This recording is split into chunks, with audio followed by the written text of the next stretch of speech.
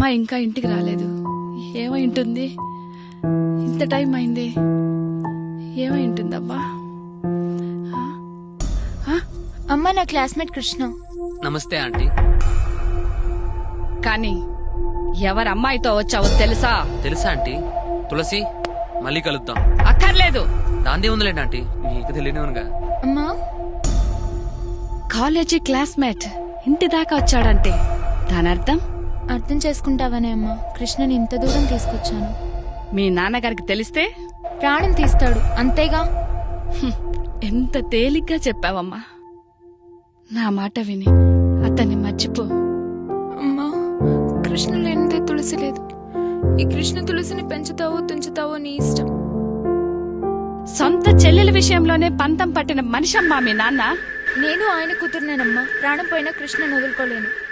అంత మాట అనకమ్మా. తల్లి, నిన్ను నేను వదులుకోలేనమ్మా. తల్లి,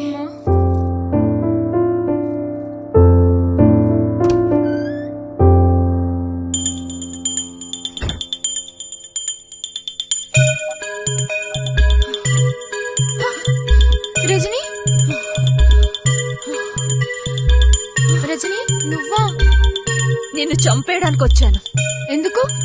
నువ్వు బ్రతికి ఉండగా కృష్ణ నాకు దక్కడు. అందుకే నిన్ను చంపి కృష్ణని నాతో తీసుకెళ్తాను. ఏంటే నువ్వు తీసుకెళ్లేది?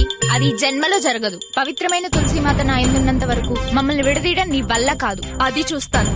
చేతనైతే నీ కృష్ణని దక్కించుకో. ఏం చేసుకుంటావో చేసుకో, పోవే. రేపు గోల్కొండ టూమ్స్ దగ్గరికి రా, అక్కడే చూద్దాం. పోవే. తులసి, తులసి, తులసి. కృష్ణ ఏంటి? తులసా? తులసా? తులసి, మళ్ళీ జన్మలోనైనా కలుస్తా. అయితే రా.